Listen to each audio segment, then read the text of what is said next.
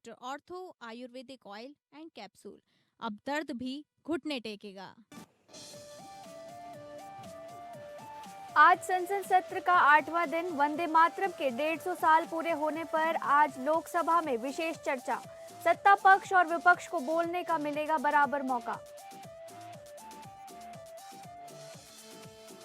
Indigo संकट 60वें दिन भी जारी। आज 300 से ज्यादा फ्लाइटें कैंसिल। पिछले 6 दिन में 3,900 फ्लाइट कैंसिल हुई। सरकार की सख्ती के बाद भी हल नहीं हो रहा मसला। सीएम योगी का आज मुरादाबाद दौरा। एसआईआर को लेकर अफसरों के साथ 1 घंटे करेंगे समीक्षा बैठक। प्रशासनिक हलचल तेज।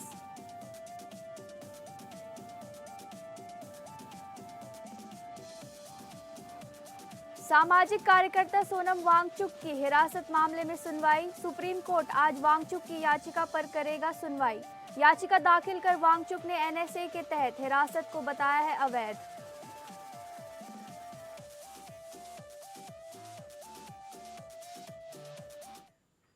नमस्कार, आप सभी का स्वागत है इस बुलेटिन में। मैं हूं आपके साथ शालिनी राणा। शुरुआत करेंगे बुलेटिन की। संसद का शीतकालीन सत्र जारी है। प्रधानमंत्री नरेंद्र मोदी आज लोकसभा में वंदे मातरम के 150 साल पूरे होने पर एक खास चर्चा शुरू करेंगे। पीएम मोदी बंकिम चंद्र चटर्जी के लिखे और 7 नवंबर 1875 को साहित्यिक पत्रिका बंगदर्शन में पहली बार छपे इस राष्ट्रगीत के आज़ादी की लड़ाई में योगदान, इसके ऐतिहासिक महत्व और आज की जरूरत पर भी बात कर सकते हैं। विपक्ष ने बीजेपी की अगुवाई वाली एनडीए पर भारत की आज़ादी और एकता के प्रतीकों से असहज होने का आरोप लगाया। संसद का शीतकालीन सत्र 19 दिसंबर तक चलेगा और आने वाले दिनों में वंदे मातरम पर चर्चा हंगामेदार रहने की संभावना है, क्योंकि सत्ता पक्ष और विपक्ष के बीच इस गाने को लेकर अलग अलग राय है।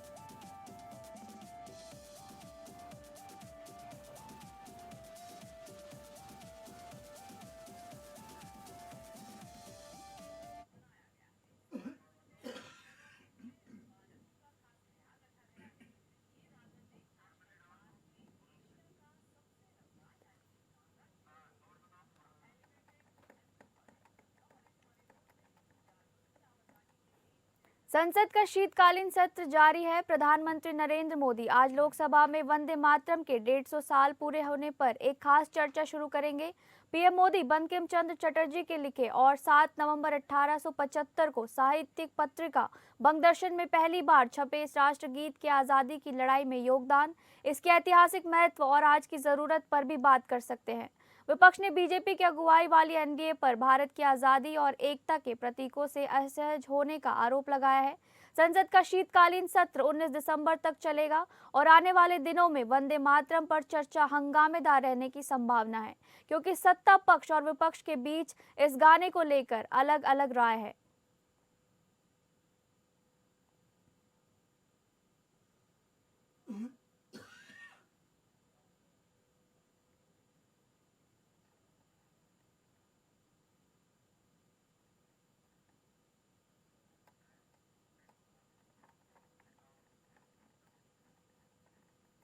देश की सबसे बड़ी एयरलाइन इंडिगो की उड़ान सेवाएं आज भी पटरी पर नहीं लौट सकी हैं।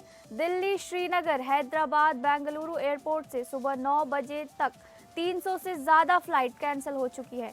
एक दिन पहले भी एयरलाइन ने 650 से ज़्यादा उड़ानें रद्द कर दी थी। हालांकि कंपनी ने 2,300 दैनिक उड़ानों में से 1,650 संचालित करने का दावा किया है। इंडिगो के सीईओ पीटर एल्बर्स ने कहा, स्थिति रोज बेहतर हो रही है। 10 दिसंबर तक नेटवर्क स्थिर होने की उम्मीद है। पहले कंपनी ने 10 से 15 दिसंबर तक सामान्य होने की बात कही थी। इंडिगो ने हालिया उड़ान संकट के दौरान 610 करोड़ के रिफंड प्रोसेस किए हैं। इसके साथ ही 3,000 यात्रियों का बैगेज वापस पहुंचा दिया है। सरकार ने एक दिन पहले ही रिफंड रविवार शाम 8 बजे तक पूरा करने और अलग हुए बैगेज 48 घंटे में यात्रियों को लौटाने का निर्देश दिया था।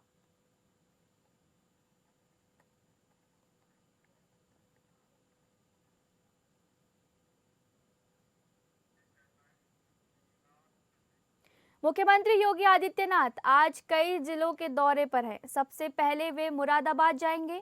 वो सर्किट हाउस में मंडल के जनप्रतिनिधियों और जिले के अफसरों के साथ समीक्षा बैठक करेंगे। इसके बाद सीएम योगी आदित्यनाथ गाजियाबाद के लिए रवाना हो जाएंगे। शासन की ओर से जारी कार्यक्रम के मुताबिक मुख्यमंत्री योगी आदित्यनाथ सोमवार को पश्चिमी यूपी के 3 जिलों के दौरे पर रहेंगे। इसकी शुरुआत वो मुरादाबाद से करेंगे। बरेली से वो हेलीकॉप्टर से मुरादाबाद सर्किट हाउस पहुंचेंगे। वहां सीएम 1 घंटे तक रहेंगे, फिर समीक्षा बैठक करेंगे। इस बैठक में मंडल भर के जनप्रतिनिधि को बुलाया गया है। इनके अलावा बैठक में जिले के अफसरों भी मौजूद रहेंगे। अधिकारियों का कहना है कि इस बैठक को लेकर शासन से कोई एजेंडा नहीं आया है। संभावना है कि एसआईआर के मुताबिक मुद्दे पर मुख्यमंत्री अधिकारियों से वार्ता करेंगे।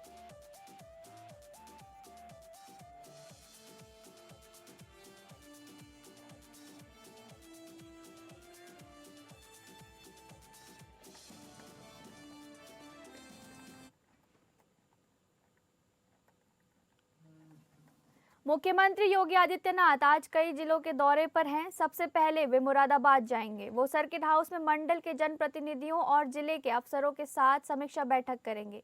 इसके बाद सीएम योगी आदित्यनाथ गाजियाबाद के लिए रवाना हो जाएंगे। शासन की ओर से जारी कार्यक्रम के मुताबिक मुख्यमंत्री योगी आदित्यनाथ सोमवार को पश्चिमी यूपी के 3 जिलों के दौरे पर रहेंगे। इसकी शुरुआत वो मुरादाबाद से करेंगे। बरेली से वो हेलीकॉप्टर से मुरादाबाद सर्किट हाउस पहुंचेंगे। वहां सीएम 1 घंटे तक रहेंगे, फिर समीक्षा बैठक करेंगे। इस बैठक में मंडल भर के जनप्रतिनिधि को बुलाया गया है। इनके अलावा बैठक में जिले के अफसरों भी मौजूद रहेंगे। अधिकारियों का कहना है कि इस बैठक को लेकर शासन से कोई एजेंडा नहीं आया है।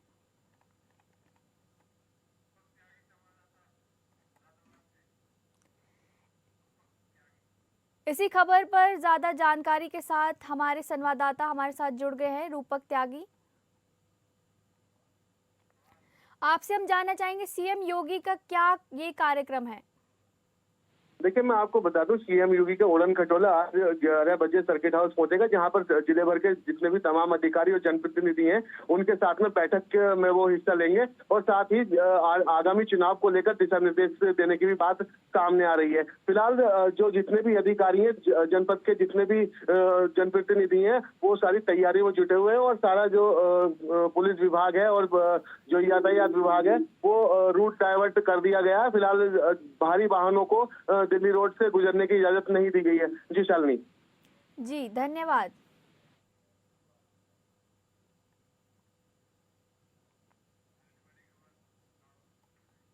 लद्दाख के सामाजिक कार्यकर्ता सोनम वांगचुक की हिरासत को चुनौती देने वाली उनकी पत्नी गीतांजलि की याचिका पर आज सुप्रीम कोर्ट सुनवाई करेगा। गीतांजलि आंगमो ने याचिका दाखिल कर एनएसए के तहत उनकी हिरासत को अवैध, मानवाधिकारों को उल्लंघन करने वाला बताया है। इस मामले में सुप्रीम कोर्ट ने केंद्र सरकार, लद्दाख प्रशासन से इस याचिका पर जवाब दाखिल करने को कहा था, जिस पर जवाब भी दाखिल किया जा चुका है।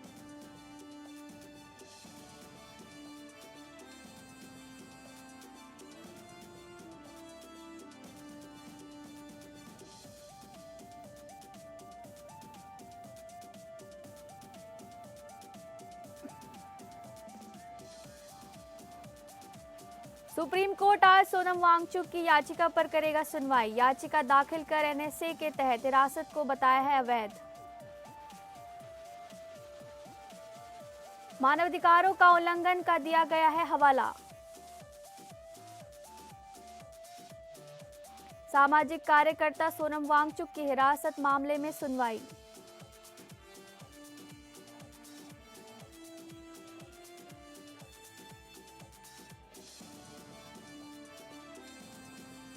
झारखंड सरकार के स्वास्थ्य और आपदा प्रबंधन मंत्री डॉक्टर इरफान अंसारी ने गोवा में हुई दुर्भाग्यपूर्ण घटना पर गहरी चिंता व्यक्त करते हुए कहा कि राज्य सरकार अलर्ट मोड में है। डॉक्टर इरफान अंसारी ने कहा कि गोवा जैसी घटना झारखंड में हुई तो जिम्मेदार अधिकारी नपेंगे। डॉक्टर इरफान अंसारी ने राज्य के सभी होटल, रेस्टोरेंट, बार एवं अस्पतालों में फायर सेफ्टी की अनिवार्य जाँच का आदेश दिया है। 1 सप्ताह के भीतर सभी जिलों से रिपोर्ट भेजना अनिवार्य किया गया है। डॉक्टर इरफान अंसारी ने कहा कि जन धन की सुरक्षा सरकार की सर्वोच्च प्राथमिकता है। किसी भी तरह की लापरवाही बर्दाश्त नहीं की जाएगी। यदि झारखंड में गोवा जैसी कोई घटना होती है तो संबंधित अधिकारी सीधे तौर पर जिम्मेदार होंगे।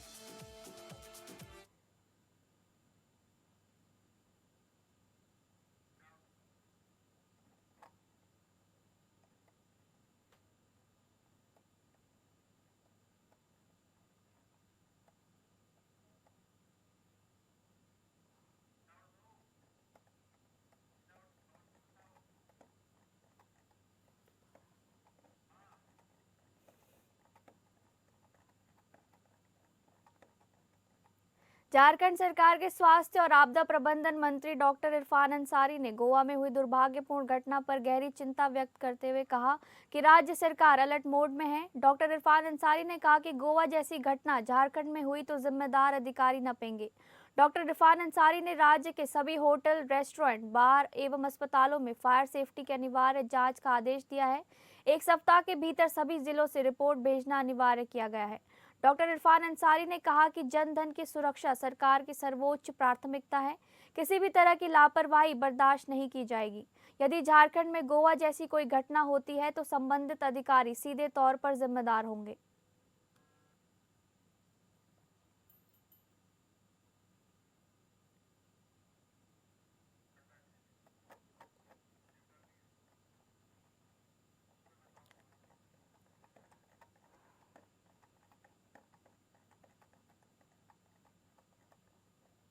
झारखंड सरकार के स्वास्थ्य और आपदा प्रबंधन मंत्री डॉक्टर इरफान अंसारी ने गोवा में हुए दुर्भाग्यपूर्ण घटना पर गहरी चिंता व्यक्त करते हुए कहा कि राज्य सरकार अलर्ट मोड में है। डॉक्टर इरफान अंसारी ने कहा कि गोवा जैसी घटना झारखंड में हुई तो जिम्मेदार अधिकारी नपेंगे।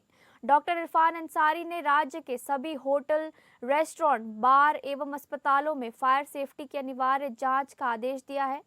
1 सप्ताह के भीतर सभी जिलों से रिपोर्ट भेजना अनिवार्य किया गया है।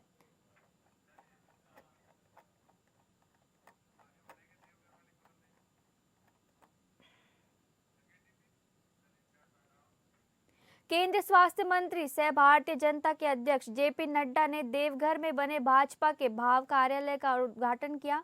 जेपी नड्डा के नए कार्यालय में आने से पहले हजारों की संख्या में पूरे संथाल क्षेत्र से कार्यकर्ता पहुंचे थे और एक एक नेता की जुबान पर जेपी नड्डा जिंदाबाद के नारे लग रहे थे। पूरा देवघर में ऐसा लग रहा था मानो शहर में कोई उत्साह या त्योहार मनाया जा रहा है और इसी को लेकर लोग खुशियां जाहिर कर रहे थे। भारतीय जनता पार्टी के राष्ट्रीय अध्यक्ष देवघर आने के बाद पूरे प्रदेश भर में बड़े बड़े नेता भी देवघर में पिछले 2 दिनों से निवास कर रहे थे।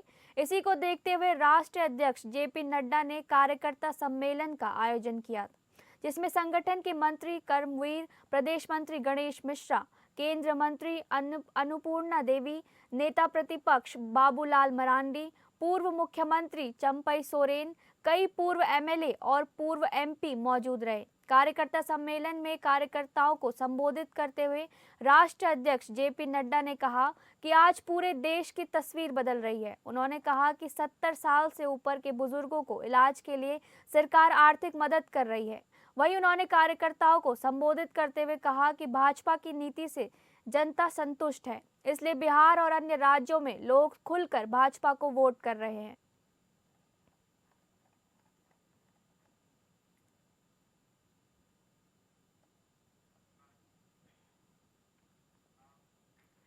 सशस्त्र सेना झंडा दिवस के अवसर पर कार्यक्रम का आयोजन हुआ। इस अवसर पर सैनिक कल्याण निदेशालय के निदेशक ब्रिगेडियर मृगेंद्र कुमार ने मुख्यमंत्री नीतीश कुमार से मुलाकात कर उन्हें सशस्त्र सेना झंडा दिवस का फ्लैग लगाया। मुख्यमंत्री ने इस अवसर पर Bihar state ex serviceman benevolent fund में अंशदान किया और देश के बहादुर सैनिकों के प्रति श्रद्धा एवं सम्मान प्रकट किया। उन्होंने कहा कि उनकी कुर्बानियां अमर है। वो अपने जान के मूल्य पर राष्ट्र पर आए बाह्य एवं आंतरिक संकटों का मुकाबला बहादुरी के साथ करते हैं। इन बहादुर सैनिकों के कल्याण एवं पुनर्वास के लिए उन्होंने राज्यवासियों से Bihar state ex serviceman benevolent fund में अंशदान किए जाने की अपील भी की।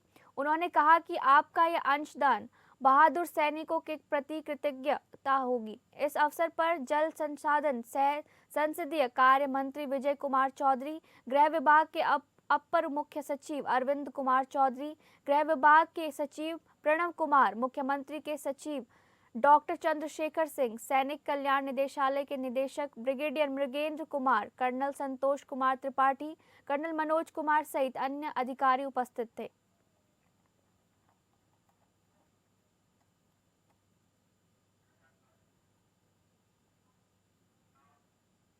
कैबिनेट मंत्री जयवीर सिंह आज मैनपुरी के ट्रांजिट हॉस्टल पहुंचे, जहां उन्होंने जनता दरबार लगाकर लोगों की समस्याएं सुनी। बड़ी संख्या में पहुंचे नागरिकों ने अपनी शिकायतें और मांगे मंत्री के सामने रखी। वहीं अधिकारियों को मौके पर ही कई मामलों के समाधान के निर्देश दिए गए। दरबार के बाद मीडिया से हुए मंत्री ने बात करते हुए बताया कि जयवीर सिंह ने विपक्ष पर तीखे प्रहार किए। जयवीर सिंह ने कहा कि कांग्रेस बेबुनियाद बातें करके इंडिया गठबंधन का देश में विश्वास खो चुकी है। कभी राम को काल्पनिक बताती है तो कभी सनातनी धर्म को अलग करने की कोशिश करती है।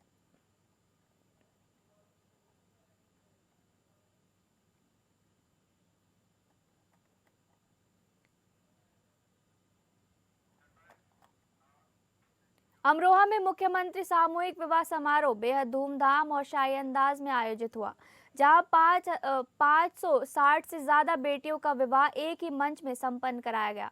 राजपुर क्षेत्र स्थित वेंकटेश्वर यूनिवर्सिटी परिसर में आयोजित इस विशाल समारोह में सभी चारों तहसीलों के जोड़े शामिल हुए। कार्यक्रम में अमरोहा के सांसद चौधरी कंवर सिंह तंवर मुख्य अतिथि रहे, जिनकी मौजूदगी ने पूरे आयोजन में और भी गरिमा जोड़ दी। कार्यक्रम में 200 से अधिक मुस्लिम, एक ईसाई और अन्य हिंदू जोड़ों ने वैवाहिक बंधन में बंधकर नई जिंदगी की शुरुआत की। मंच से सांसद कंवर सिंह तंवर के साथ विधायक राजीव तरारा, डीएम और एसपी ने नवविवाहित जोड़ों पर पुष्प वर्षा कर आशीर्वाद दिया। सरकार की ओर से प्रत्येक जोड़े को 60,000 रुपए की धनराशि सीधे कन्या बैंक खाते में डीबीटी के माध्यम से भेजी गई। इसके अलावा 25,000 रुपए के उपहार और 15,000 रुपए विवाह आयोजन पर खर्च किए गए। पूरे समारोह में उत्साह, उमंग और सामाजिक समरसता की झलक साफ दिखाई दी, जहां एक ही मंच पर विभिन्न समुदायों के जोड़े ने नई जिंदगी की शुरुआत करते नजर आए।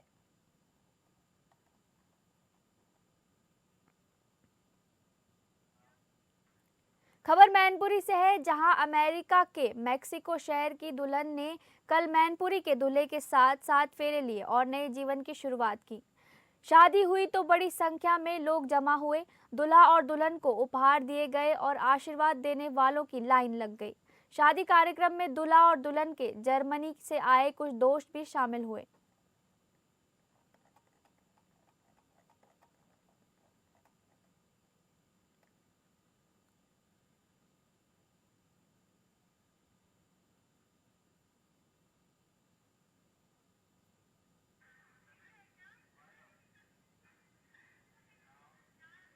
फिलहाल इस बुलेटिन में बस इतना ही। नमस्कार।